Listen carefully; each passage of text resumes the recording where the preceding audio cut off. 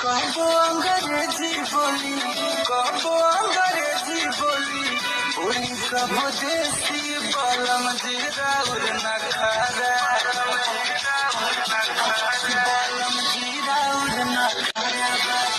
लेकिन से बेसी बलम जीरा उर नखारा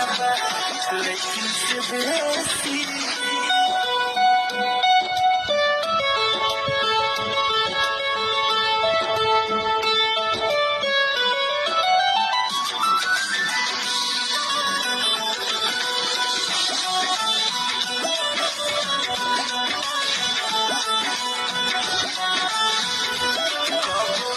पिन्हाई कब पिन्हे कहीं सारी जी सब काम हम से कराई बरियारी जी